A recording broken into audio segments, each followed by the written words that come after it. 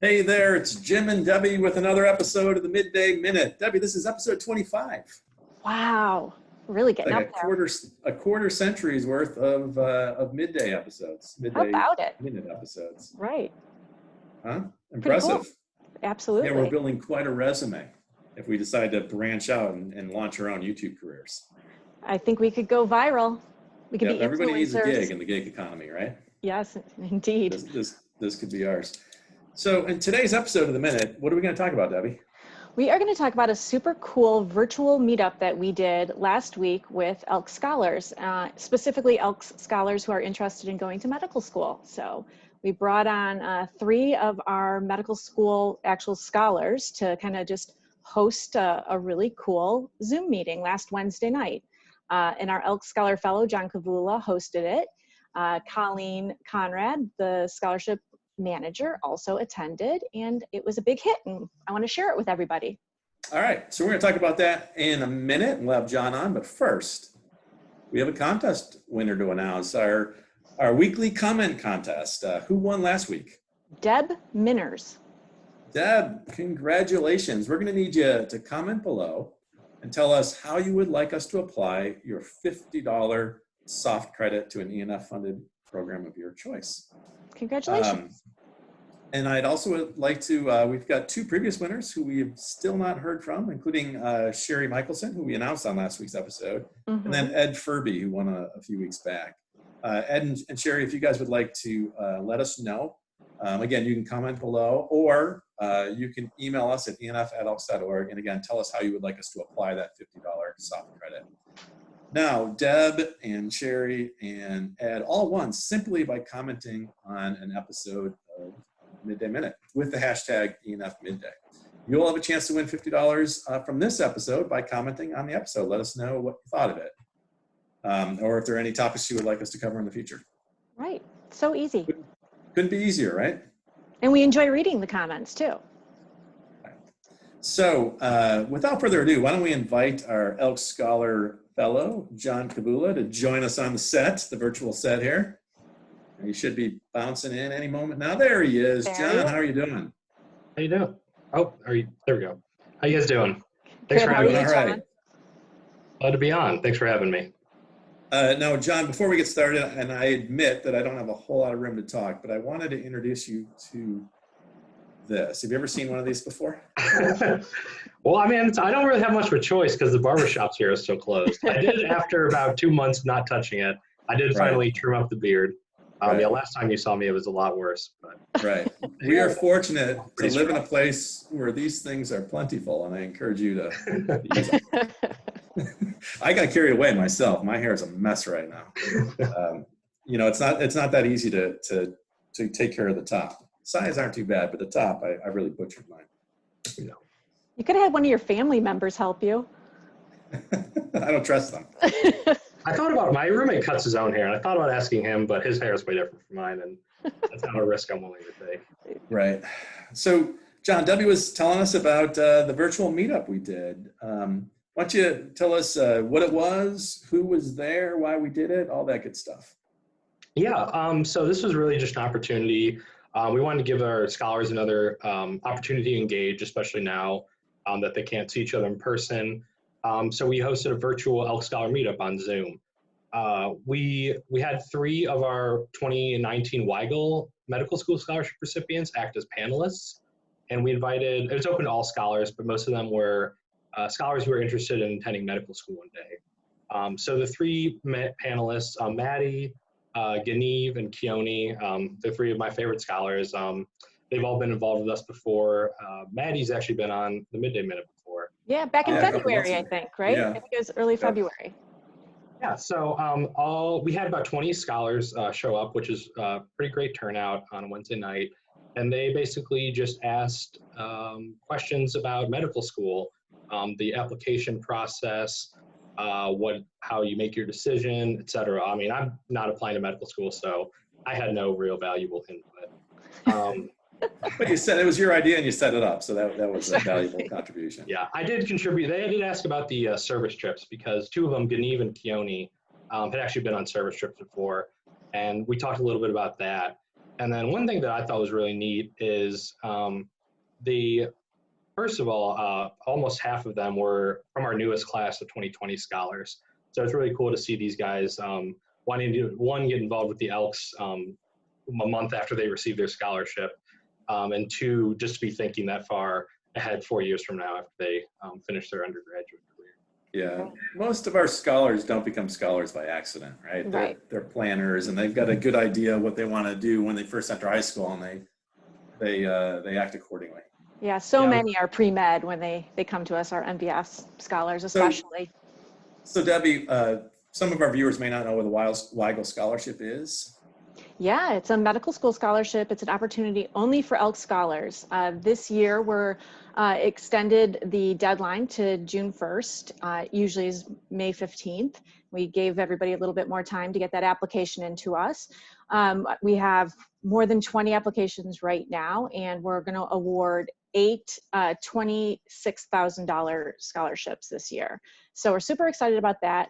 I think 2009 was the first year, Jim, we awarded a Weigel, just one single $20,000 medical school scholarship. 2010, I think. Yeah, and the way the Weigel Scholarship, medical school scholarship came about is a really cool story. You want to talk a little bit about that? Yeah, sure. So it was funded by a bequest from Lee Weigel, and she was the widow of Gunther Weigel, who was an active elk in Florida. Gunther had cancer. He had a successful surgery to remove his cancer, and I think it was November of 2019. But he developed a staph infection, and he ended up dying from that. And so Lee, she wanted to do something to help improve the quality of healthcare in our country. So she started talking with us at the foundation, and we worked with her on this idea of developing a scholarship to improve access to medical school from some bright young people who couldn't afford it otherwise. And thus was born the Weigel Medical School Scholarship. Now, this year, we're currently in the application phase, aren't we? Right. Like I said, we extended the deadline to June 1st. So we have more than 20 applications now. I'm sure that will probably double by the time, we get to next Monday, but always an exciting time. The selection committee is also made up of Elks scholars who are doctors. So that's also pretty cool. How many what? How many are we awarding this year? And for how much? 8 $26,000 medical school scholarships. That's right. Right, John? Yeah. Okay. Yeah. It fluctuates every year, so that's what it is this year. I was going to say, it's just such a cool opportunity because there are so few postgraduate scholarships available that it's really amazing opportunity for any Elks scholars who are thinking about going into medical field. Absolutely. So a couple other things to talk about there is, one of our goals with our scholarship program, and we've been at it since 2008, is we're trying to engage our scholars. We're trying to build a network of Elks scholars. And we're trying to turn our Elks scholars into champions of the order. The way we do that is by trying to become more than just a check to them. John is an example of part of this effort, right? The Elks Scholar Fellow Program, which we started in 2015. That's right. Yep. John is our third fellow. He's wrapping up. Your term ends at the end of June, right? Yep. Yes.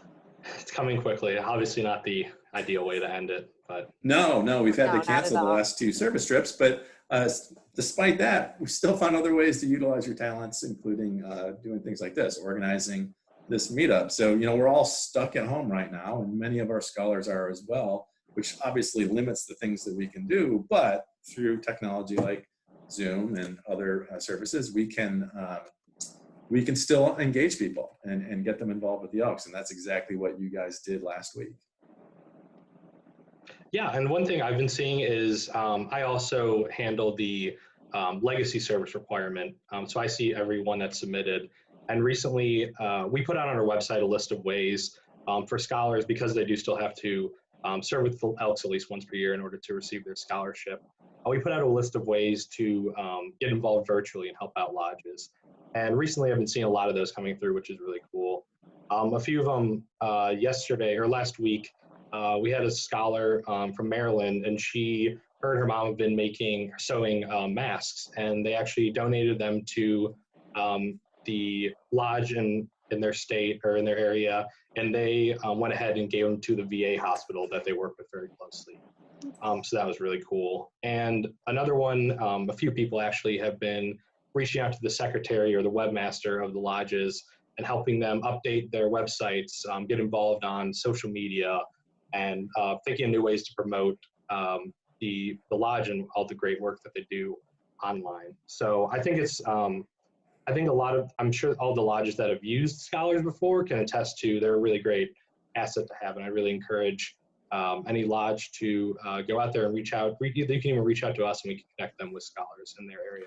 Absolutely. At John's suggestion, last month I wrote a blog post for the Elks, for the ENF's blog, Elks National Foundation blog.org, called Family is Forever, and it was about how lodges can utilize the skills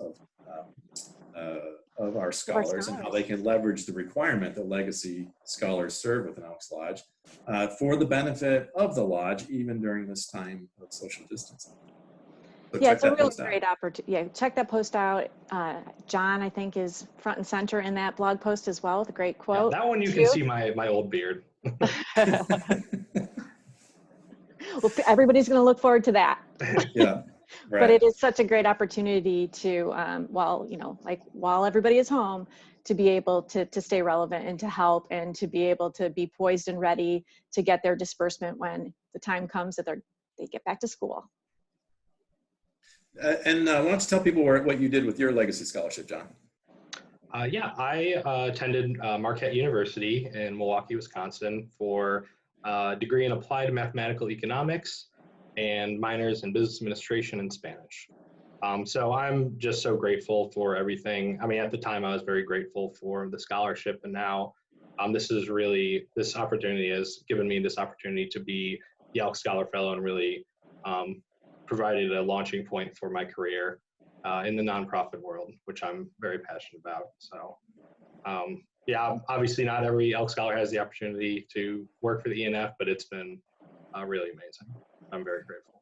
Well, you've done a great job, John. We've been really happy to have you. And again, as Jim said, we certainly didn't think this is how things were going to end, right? With the spring trip to Wheeling canceled and the Baltimore trip for the summer canceled. But you're an integral part of the scholarship office, and you're leaving big shoes to fill for Grace to step into in August. Thank you. Yeah, that's one thing I have met. Grace Roebuck, who's going to replace me. I've met her a few times and she's amazing. So I'm really excited for what the future of the fellow position and the service trip program especially has in store. Great.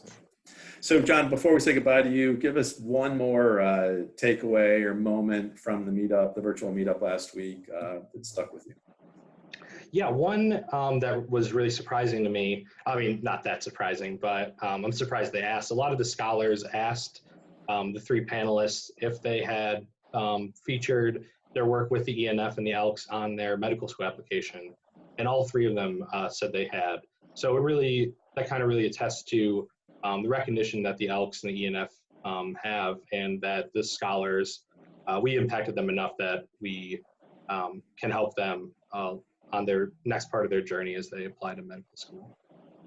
Yeah, that whenever something like that comes up, it makes me think back to the panel we did, and was it Austin with the scholars about engaging Elks scholars? Yeah. And one of the scholars talked about how much the Elks have to offer scholars, because from our side of the equation, we tend to think of like trying to get a scholar to come out and do something for the lodge or to serve would be, we don't want to burden them, right? We don't want to bother them or impose. But we have so much to offer, and here's that's exactly those three students were able to to use those experiences on their applications to help them get into medical school. So right. We shouldn't be shy about trying to engage our scholars and involve them in our service and give them opportunities to give back, because it helps us, of course, but it also can help them. Yeah, one thing I told them is you never even know, like one of the people reading their application, they could be a member of the Elks Lodge in the area. So, and yeah, we all know how far reaching the Elks network is. So it's definitely a really great opportunity for the scholars and for the Elks to be able to connect with the scholars. The power of those connections are just so important too, right? remember the story from San Antonio with the side-by-side service? I think it was Cecily Frower was going through the line next to somebody who was from Oregon, and that ended up with, didn't she end up with like an internship out of that, or like a, you guys remember that story? I do remember the story. I don't remember the specifics of how it happened, but yeah, Cecily was one of our 2014. She was in the inaugural class of Leadership Weekend, and she came back and served with us in 2018 for 150 for 150, which is awesome. Again, right? Making that connection again. Yeah. She was inspired to come back and be part of that. Good things happen when we bring our scholars together and when we involve Elks with that as well. Right. Well, let's also a reminder that John started his fellowship right with 150 for 150. So there's that. So it might have fizzled at the end with the trips, but it started started big. The first month that it kind of evens out over the months. Right. Yeah. All right, John. Well, thanks for coming out. Find yourself a good pair of clippers. I'm just waiting for the barbershops to open back up. Okay. I don't trust myself. Okay. All right. Thanks for coming on the show. Thanks for having me back again. All right. All right. Bye, guys. See you. Yeah. It's sad to see him go. It is. Yeah. He's done a nice job. He had big shoes to fill himself, and Grace now has big shoes to fill. It's just, we don't get to meet all of every year we welcome 800 new scholars to the Elks family. We don't get to meet them all, but the ones we meet are always so impressive and so outstanding. Right. Absolutely. Doing things like the service trips, doing things like meetups, and now the virtual meetups is just a way for us to reach more, engage more of these just wonderful students and enhance their experience and give them something to associate with the Elks other than the check that they get. Absolutely. I mean, even just in regards to the fellow position, which we, as you mentioned, we started in 2015 when we introduced the 3 service trips. We had to have somebody. Were those the Clippers? That was the Clippers. I was fiddling with the Clippers. That we needed to have a scholar to lead that effort for us. And we've played a big part in Marianne Slater, who was our first fellow. Then she came on staff with us for many years. Right. And then Jenna Johnson, we launched her career. She went on to work for University of Michigan, and John doing something very similar to what she did for us too. Right. Yeah. And I mean, as an applied mathematics major at Marquette, John probably didn't see himself leading service trips, but he did. And now he, has 2 years of experience working at a national foundation and is going to go on to pursue other nonprofit work, which is wonderful. Right. And before we go, I don't want to downplay the importance of those checks and what those mean to the scholars. Of course. It's just that our scholars, we're not the only people typically awarding them scholarships. Right. Right. We found out during a recent evaluation of our scholarship programs, it's something like, my numbers might be a little bit off, but something like 60% of our scholars received up to 3 other scholarships. Right. Like 30% received, 4 or more other scholarships. Exactly. When we're trying to do things that distinguish ourselves, right? We want to stand out from the other scholarship providers. We want to engage these students, turn them into champions of the order, get them involved, and ultimately we'd love for some of them to join the Elks, right? But that doesn't happen by accident. We have to be intentional about it. We have to lay the groundwork now. Absolutely. And I think we're doing a good job. They were doing a great job, despite any obstacle that gets thrown at us, right? Exactly. Any final thoughts, Debbie? We're resilient. No final thoughts. I miss seeing everybody in the office. I'm on vacation today, so that's how committed I am to the Midday Minute. I want everybody to know. We're at our family lake house, but I am here recording because I care. Yeah, it's a nice backdrop. Thanks. Very rustic, huh? All right. Next week on the show, we expect to be talking about the Hoop Shoe. We're going to share some thoughts about what that program will look like during the 2020-21 year. That's right. So we'll have McKenna Cannon come on and be our guest, and we'll talk about that. Okay.